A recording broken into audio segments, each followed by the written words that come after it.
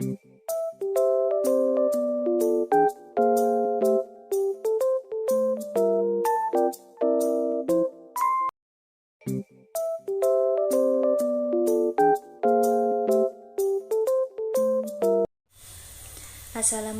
warahmatullahi wabarakatuh. Bismillahirrahmanirrahim.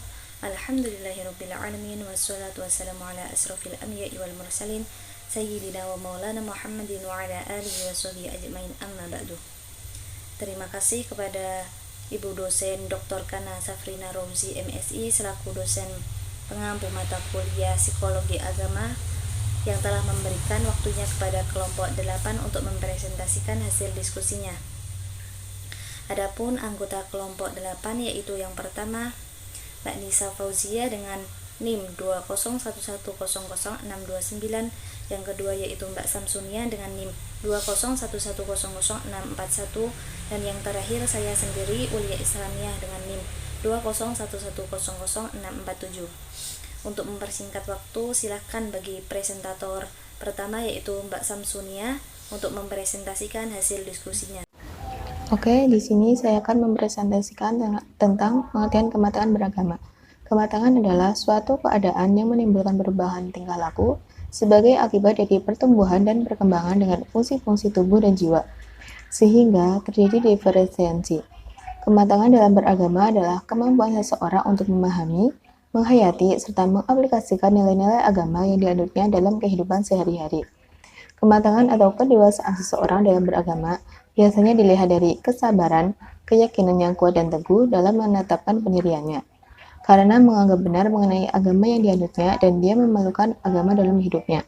Seseorang yang matang dalam beragama bukan saja memegang teguh pemahaman keagamaan yang dianutnya diwujudkan dalam sehari-hari dengan rasa tanggung jawab, melainkan diimbangi dengan pengetahuan agama yang mendalam.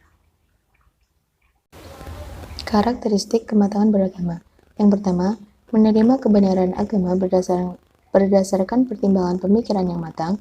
Yang kedua, cenderung bersifat realistis sehingga norma-norma agama lebih banyak diaplikasikan dalam sikap dan tingkah laku. Yang ketiga, bersikap positif terhadap ajaran dan norma-norma agama dan berusaha untuk mempelajari serta memperdalam pemahaman agama. Yang keempat, tingkat ketaatan beragama didasarkan atas pertimbangan dan tanggung jawab diri sehingga sikap keberagamaan merupakan realisasi dari kehidupan. Yang kelima, bersikap lebih kritis terhadap ajaran agama sehingga kemantapan beragama selain didasarkan dengan pertimbangan pikiran, juga didasarkan pertimbangan hati nurani.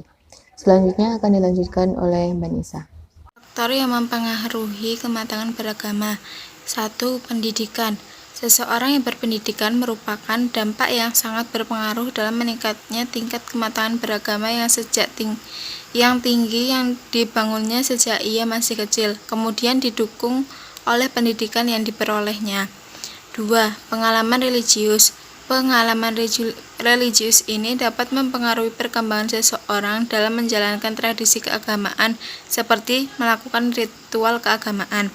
Yang ketiga, pengambilan peranan. Pengambilan peranan dapat diartikan sebagai proses di mana seseorang mampu mengambil pandangan orang lain dan menghubungkannya dengan pandangannya sendiri. Manifestasi dalam beragama. Dalam manifestasinya, perilaku keberagamaan diukur dari aspek akidah, ibadah, dan akhlaknya. Tetapi karena akidah merupakan hal yang bersifat abstrak dan penelusurannya sangat sulit melalui indera, maka pengukuran tingkat keberagamaan seseorang dapat dilihat melalui pelaksanaan ibadahnya dan penampilan melalui akhlaknya. Manifestasi kematangan beragama secara individu. Yang A. Agama sebagai sumber nilai dalam menjaga kesusilaan, yaitu ajaran dalam agama memiliki nilai-nilai bagi kehidupan manusia. B. Agama sebagai sasaran untuk mengatasi frustasi. C. Agama sebagai sarana mengatasi ketakutan. Ketakutan yang dimaksud adalah ketakutan yang berkaitan dengan agama. D. Agama sebagai sarana untuk memuaskan rasa keingintahuan. Baik, akan saya lanjutkan mengenai manifestasi dalam beragama. Manifestasi kematangan beragama secara berkelompok atau masyarakat. Yang A yaitu yang pertama berfungsi edukatif. Ajaran agama secara yuridis berfungsi menyeluruh dan melarang. Yang B, berfungsi penyelamat. Keselamatan yang diberikan oleh agama kepada penganutnya adalah keselamatan yang meliputi dua alam, yaitu dunia dan akhirat. Yang C, berfungsi sebagai perdamaian. Yang D, berfungsi sebagai kontrol sosial. Ajaran agama oleh penganutnya dianggap sebagai norma-norma dalam kehidupan, sehingga dalam hal ini agama dapat berfungsi sebagai pengawas, baik secara individu maupun secara kelompok. Yang E, berfungsi sebagai pemupuk rasa solidaritas.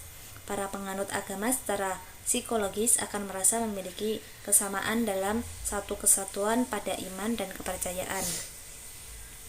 Nah, itu tadi presentasi dari kelompok 8. Untuk pertanyaan dan diskusi akan dilanjutkan melalui WAG atau e-learning tergantung kesepakatan dari kelas. Gitu saja dari kelompok 8. Wassalamualaikum warahmatullahi wabarakatuh.